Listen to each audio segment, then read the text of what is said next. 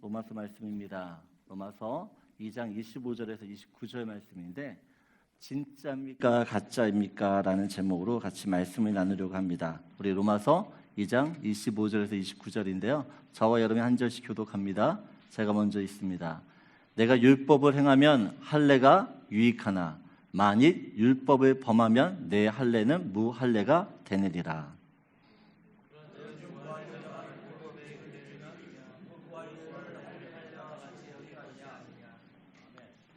또한 본래 무할례자가 율법을 온전히 지키면 율법 조문과 할례를 가지고 율법을 범하는 너를 정죄하지 아니하겠느냐.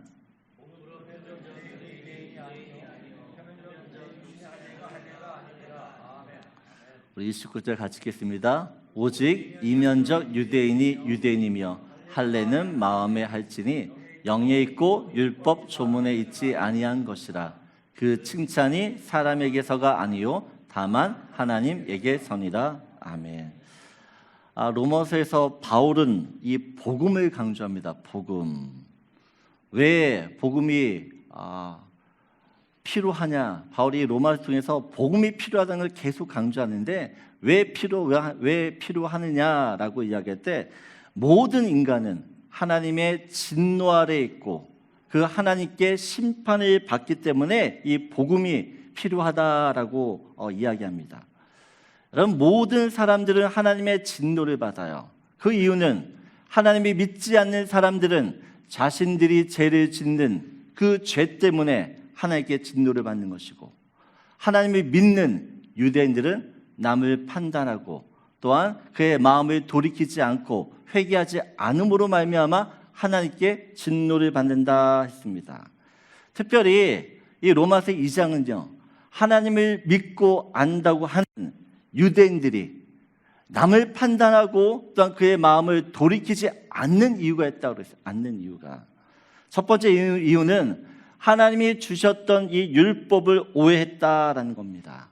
여러분, 율법의 목적, 이 율법의 목적은 율법을 통해서 하나님을 잘 믿기 위한 것입니다. 왜 하나님께서 이스라엘 백성들에게 율법을 주었느냐? 이 율법을 통해서 하나님을 잘 믿으라고 주셨다라는 겁니다. 그런데 유대인들은 이 율법을요, 어떻게 생각해요? 율법만 있으면 믿음이 저절로 생기고 이 율법만 가지고 있으면 나는 천국 간다라는 것이에요. 율법을 지켜야 함에도 불구하고 율법을 지키지 않고요, 마치 자신이 하나님인 양 하나님의 자리에 올라가서 어떻게요? 남을 판단하고 남을 정죄하며 이건 옳고 이건 그르고 이런 자리에 섰다라는 것입니다. 그런 죄 때문에 결국에는 그들이 하나님께 심판을 받는 것이었어요. 여러분, 율법은 유대인들을 하나님께 인도하는 가이드, 몽합 선생이었습니다. 율법에는 인간을 구원할 수 있는 능력이 없어요. 그런데 유대인들은 이 율법이 어떻게요? 저들을 구원한다라고 생각했어요. 두 번째 이유는 할례 때문입니다. 할례.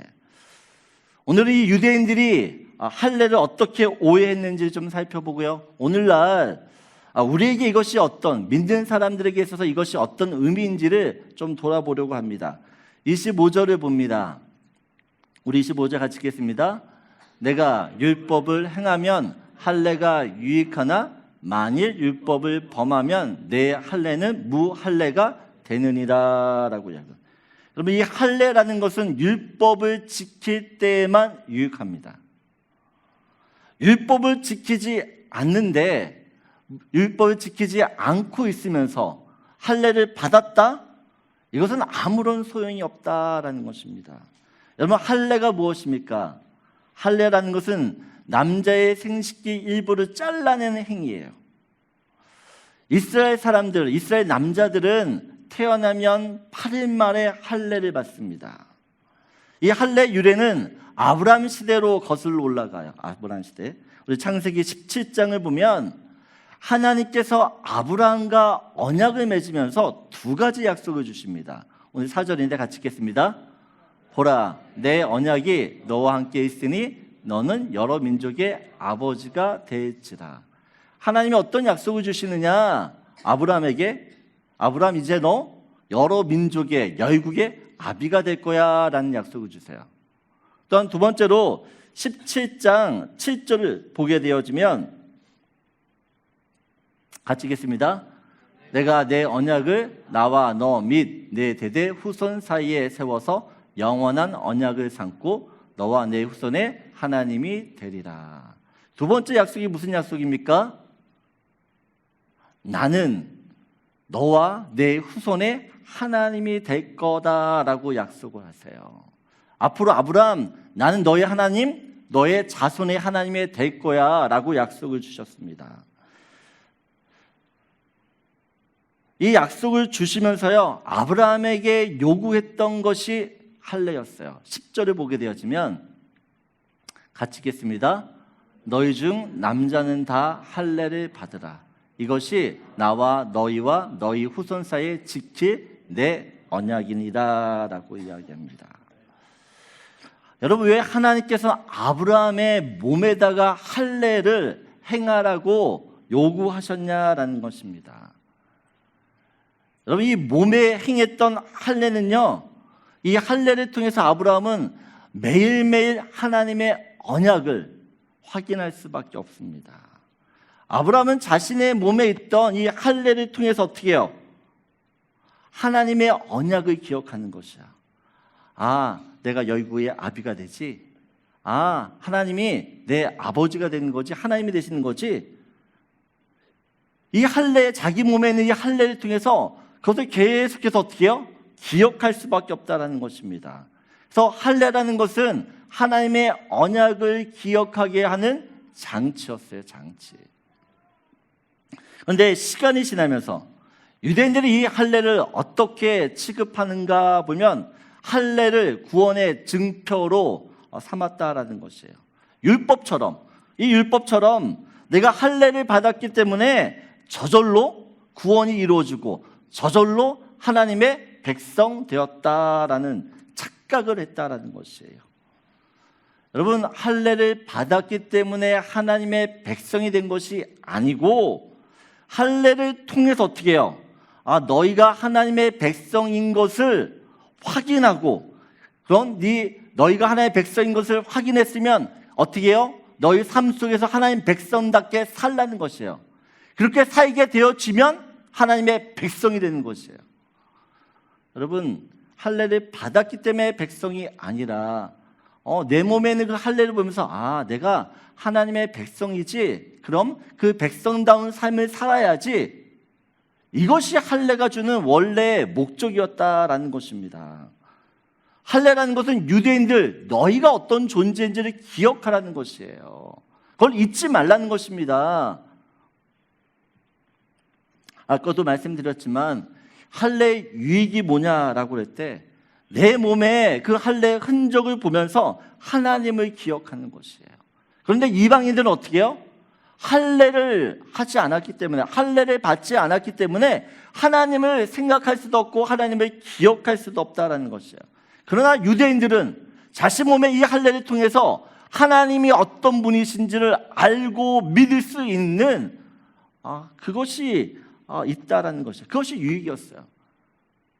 그럼에도 불구하고 유대인들은요, 이 율법과 할례를 구원의 수단, 구원의 조건으로 삼았다라는 겁니다. 나는 유대인이야. 나는 아브라함의 혈통이야. 나는 태어나자마자 할례를 받았어. 그래서 비록 내가 죄를 지어도 율법을 지키지 않아도 나는 천국은 나의 상속으로 받을 수 있는 것이야. 그러면 이것이 유대인들의 생각이었어요. 그냥 그들이 할례를 받았기 때문에 혈통적인 어떤 그런 태어남이 그들의 구원을 보장한다라고 생각했다라는 것입니다. 여러분, 성경은 구원을 절대 그런 식으로 이야기하지 않아요. 요한복음 1장 13절입니다. 같이 읽겠습니다. 이는 혈통으로나 육정으로나 사람의 뜻으로 나지 아니하고 오직 하나님께로부터 난 자들이라라고 이야기합니다. 여러분, 구원 어떻게 해요? 결코 혈통으로, 육정으로 사람의 뜻으로 나지 않는다라고 이야기합니다. 여러분, 구원은 오직 예수 그리스도를 나의 구주, 나의 하나님으로 자기의 개인적인 어떻게 해요? 고백으로 시인하고 마음으로 믿을 때에만 이루어지는 것이에요. 그래서 요한복음 1장 12절에 같이 읽겠습니다. 영접하는 자, 곧 그 이름을 믿는 자들에게는 하나님의 자녀가 되는 권세를 주셨으니 라고 얘기했어요. 여러분, 하나님 앞에서 분명한 자기 신앙 고백이 있어야 돼요. 자기의 신앙 고백 없이 교회를 다닌다고 해서, 교회에 머무는다고 해서 저절로 구원이 이루어지는 게 아니라는 것이에요. 여러분, 이 할례를 현대식으로 적용한다면 이런 것이에요. 나는 모태신앙이야. 나는 모태신앙이라 구원받았어. 나 유아세례 받았어. 나는 세례 받았어. 나는 교회에 30년 40년 다녔어. 나는 목사야. 나는 장로야. 나는 권사야. 나는 착한 일을 했기 때문에, 다른 사람보다 더 선하게 살았기 때문에 나는 반드시 천국 갈 거야. 여러분, 성경은 그렇게 이야기하지 않아요.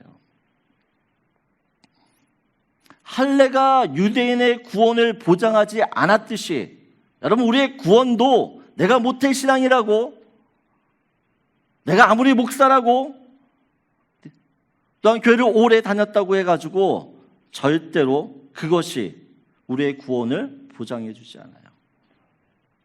오직 예수 그리스도를 나의 구주로 믿는 믿음, 그 믿음만이 어떻게 해요?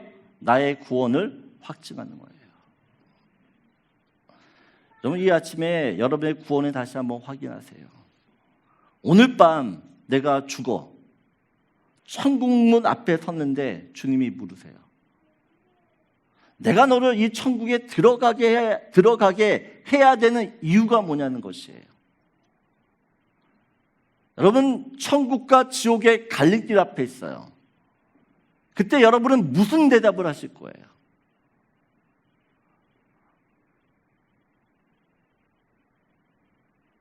제가 교회를 참 오래 다녔는데요. 저희 아버지가 목사예요. 여러분, 이렇게 이야기하는 순간 우리는 지옥에 가요.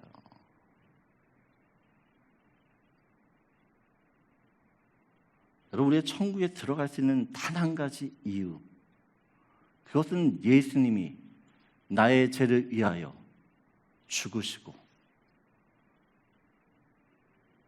그 죄를 위해 다시 사시기 때문에, 그 주님이 나를 위해 죽으셔서 내 모든 죄가 용서받았다라는 것을 믿기 때문에 천국에 들어가는 것이에요. 여러분, 이 신앙 고백 없이는 절대로 하나님, 절대로 우리가 천국에 들어갈 수 없다라는 것이에요. 여러분, 이것이 흔들리면 아무리 오랜 시간 교회를 다녀도 아무런 소용이 없습니다. 그것만큼 억울한 일이 없어요. 교회에 있는데 구원을 못 받는다. 여러분, 이것만큼 억울한 일이 없다라는 것이에요.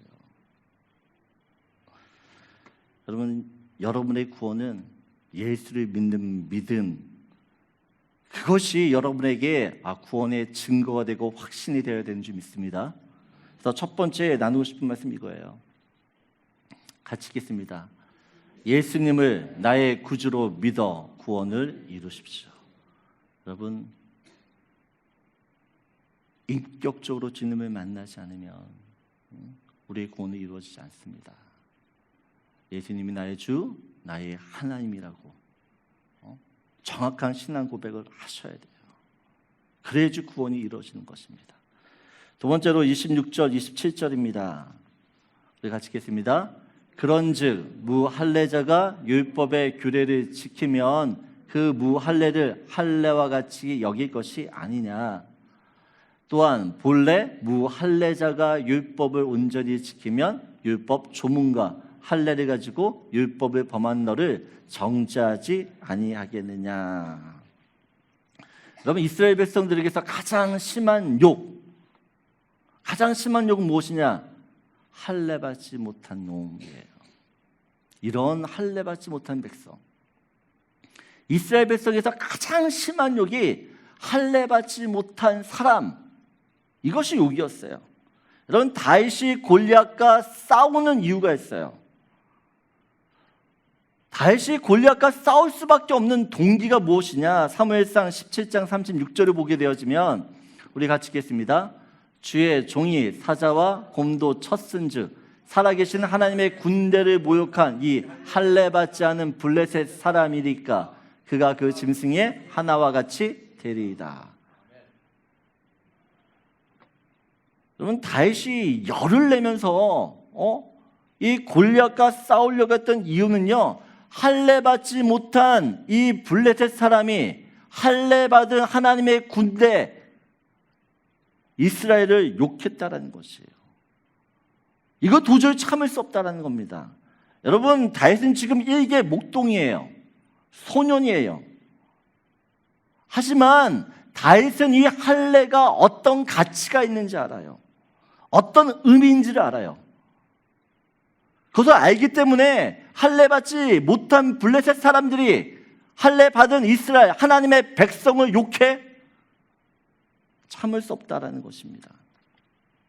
여러분, 사울 왕이 마지막 전쟁 때 죽을 때 가장 걱정하는 것이 있었어요. 그게 사무엘상 31장 14절을 보게 되어지면 같이 읽겠습니다.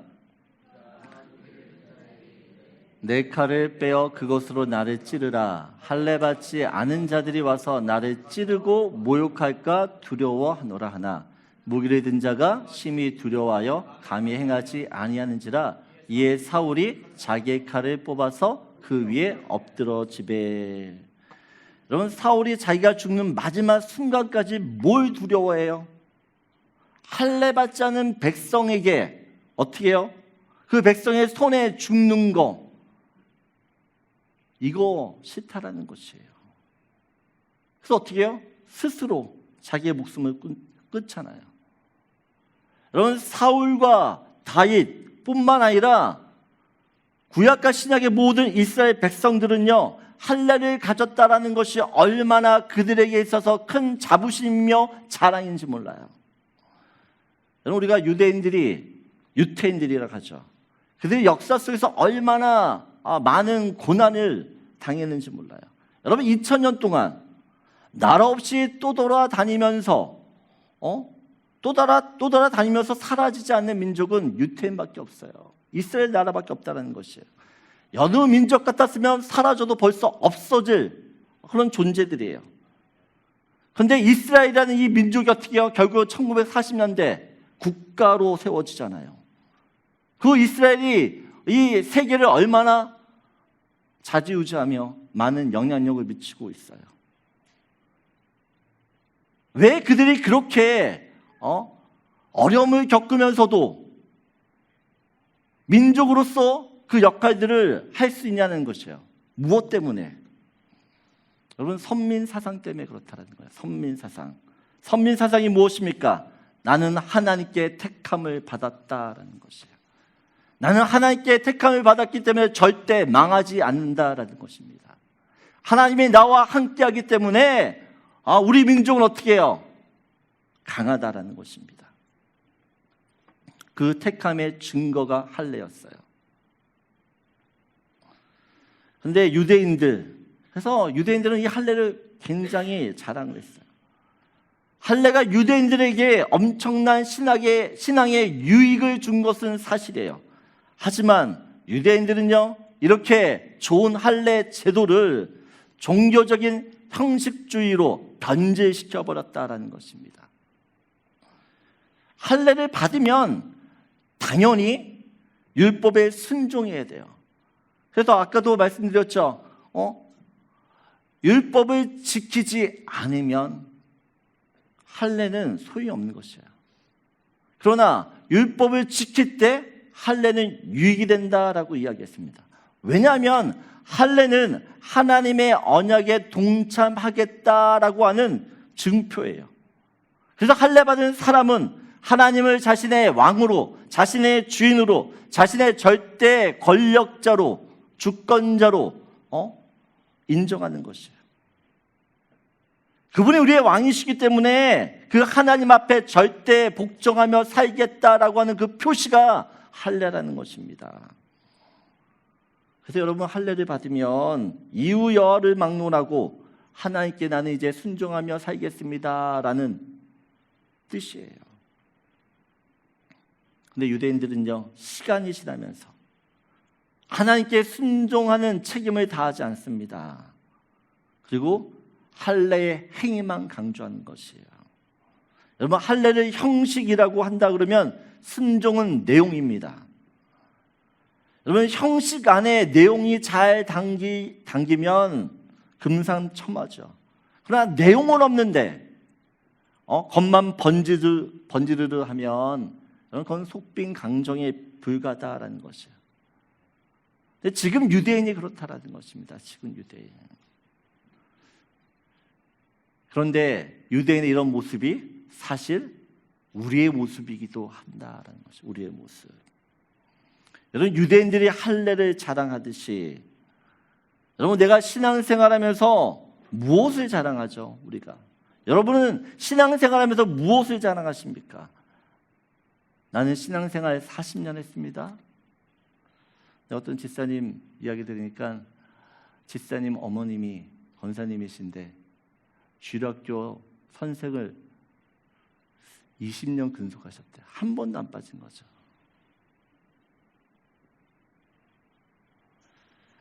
나는 성경 공부를, 교회에서 하는 모든 성경 공부 다 일시했습니다. 우리 집은 3대째 목사 집안입니다. 여러분, 이거 자랑할 만하죠. 그러나 우리가 자랑하는 이것보다 더 우선적으로 자랑하는 것이 있어야 된다는 것이에요. 그게 무엇입니까? 그건 내게 은혜 주셔서 나를 구원해 주신 예수를 자랑해야 되는 것이에요. 예수. 여러분이 신앙생활하면서 무엇을 자랑하냐는 것이에요. 무엇을.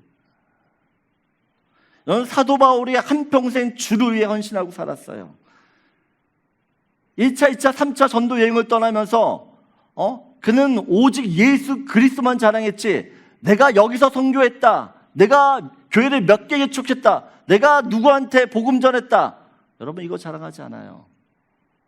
사도 바울의 자랑은 오직 예수 그리스도밖에 없어요.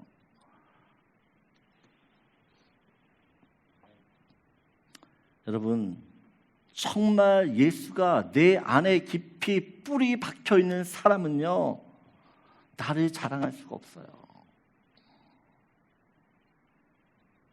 여러분, 내가 점점 믿음이 깊어지면요, 내가 죄인이라는 것을 깨닫는데, 죄인인 내가 뭘 자랑할 수 있어요? 뭘 자랑할 게 있어요?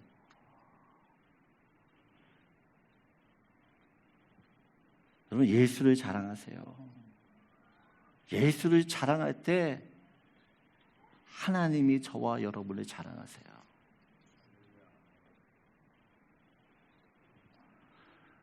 우리가 신앙생활하면서 다른 것을 자랑하면 안 돼요.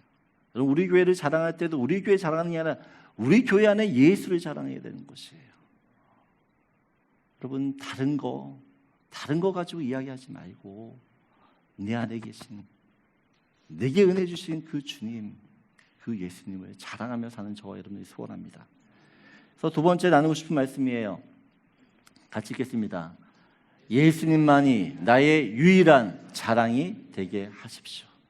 여러분, 우리가 자랑할 것은 예수밖에 없는 줄 믿습니다. 마지막으로 28절 29절입니다. 같이 읽겠습니다. 무릇 표면적 유대인이 아니요 표면적 육신의 할례가 아니니라. 오직 이면적 유대인이며 할례는 마음에 할지니 영에 있고 율법 조문에 있지 아니한 것이라. 그 칭찬이 사람에게서가 아니요 다만 하나님에게서니라. 그럼 바울은요, 유대인을 표면적 유대인과 이면적 유대인으로 구분을 합니다. 표면적 유대인은 몸에 할례를 받은 사람이고, 이면적 유대인은 마음의 할례를 받은 사람이에요. 표면적 유대인은 가짜고, 이면적 유대인은 진짜라는 것입니다. 그럼 바울은 몸의 할례를 받았다고 해서 모두가 다 진짜 유대인이 아니다라고 이야기합니다. 오직 마음의 할례를 받아야지만 어떻게 해요? 진짜 유대인, 하나님의 사람이라고 이야기하고 있어요. 여러분, 오늘날 교회 안에도 예수를 믿는다고 하는데 진짜가 있고 가짜가 있습니다. 여러분, 교회 안에도 진짜가 있고 가짜가 있어요. 여러분, 어떻게 진짜와 가짜를 구분하고 구별합니까? 성령으로 거듭난 사람만이 진짜인 줄 믿습니다. 내 안에 성령이 있느냐 없느냐, 그것이 어떻게 해요? 진짜와 가짜를 구별해요. 여러분, 에스겔서 36장 26절 27절 말씀인데, 여러분, 이 말씀 꼭 기억하세요.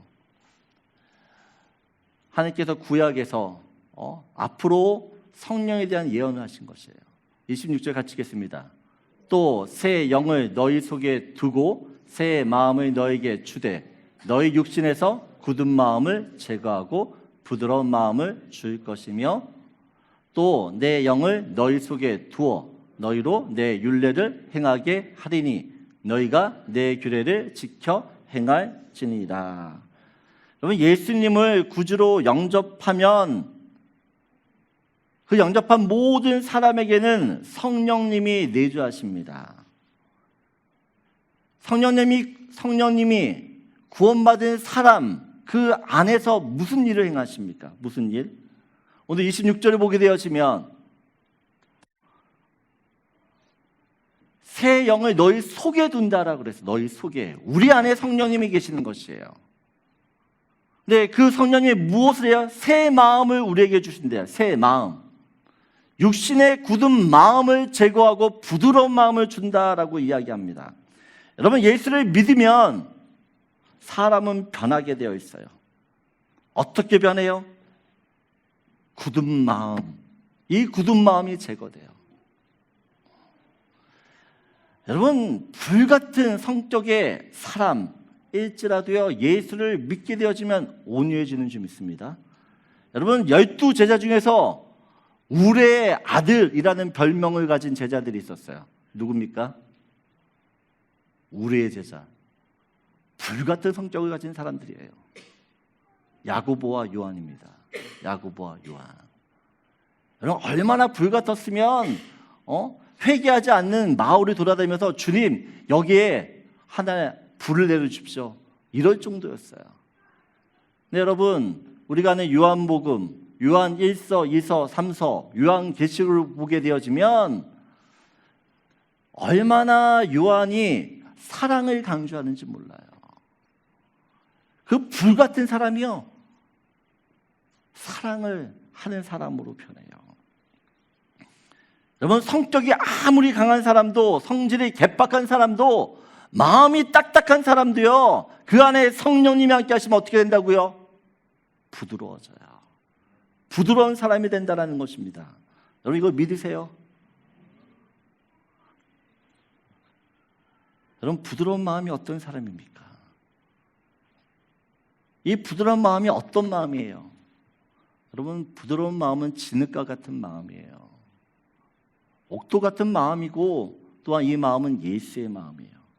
그래서 모든 것을 품고 모든 것을 다 받아주고 모든 것을 다 수용해 줄 수 있는 마음이에요. 여러분, 예수를 믿으면 점점 어떻게 해요? 마음이 커져요. 모든 사람 다 품게 되어지는 것이에요.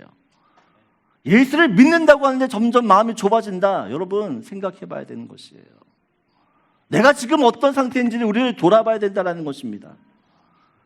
여러분, 부드러운 마음, 그 마음에 성령이 함께 계신데 그 성령은 우리에게 어떤 마음의 열매를 맺게 하느냐. 갈라디아서 5장 22절 23절 보면 같이 읽겠습니다. 오직 성령의 열매는 사랑, 희락, 화평, 오래 참음, 자비, 양성, 충성, 온유와 절제니 이 같은 것을 금지할 법이 없다. 여러분, 성령이 우리 안에 내주하고 계시고 그분이 우리의 마음을 부드럽게 한다 그러면 그 마음은 어떤 마음이에요? 이 9가지의 마음이 우리 가운데 나타나야 되는 것이에요. 여러분, 성령의 사람은요, 주변 사람들이 더 잘 알아봐요. 교회를 30년, 40년 다녔는데 당신 교회 다녔어? 이러면 곤란하다는 것이에요. 여러분, 제가 어느 식당을 가서 밥을 먹는데 서빙하는 분을 보면요, 아, 저분 예수 믿는 사람이다. 티가 나요. 티가 난다고요. 그게 자연스러운 일이에요.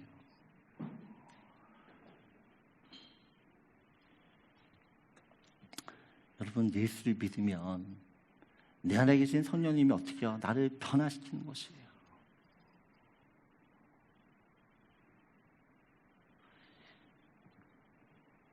27절 보세요. 우리 에스겔서 27장 보면 같이 읽겠습니다.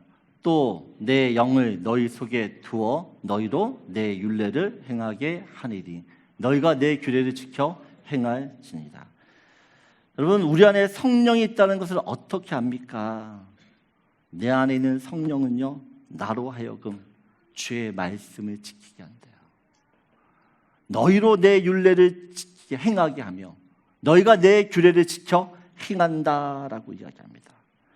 여러분, 내 안에 계신 성령님은요, 나를 하나님의 은혜를 깨닫게 해요. 은혜를 깨달으면 주의 말씀대로 살고 싶은 소원이 생겨요. 여러분, 말씀을 지켜야 되기 때문에 지키는 것이 아니에요. 하나님께서 내게 주신 은혜가 너무 감사하니까, 이런 은혜를 주신 그 하나님을 내가 사랑하고 싶으니까 율법을 지키는 거예요. 여러분, 예수님도 말씀하세요. 요한복음 14장 23절 24절 같이 읽겠습니다. 예수께서 대답하여 이르시되 사람이 나를 사랑하면 내 말을 지키리니 아버지께서 그를 사랑하실 것이요 우리가 그에게 가서 거처를 그와 함께 하리라. 뭐라고요? 23절 보여주세요. 사람이 나를 사랑하면 어떻게 해요? 내 말을 지킨대요. 그런데 24절 보면 같이 읽겠습니다. 나를 사랑하지 아니하는 자는 내 말을 지키지 아니하나니 너희가 듣는 말은 내 말이 아니요 나를 보내신 아버지의 말씀이다. 여러분, 하나님을 사랑하지 않으면, 예수를 사랑하지 않으면 어떻게 해요? 예수의 말씀을 지키지 않아요.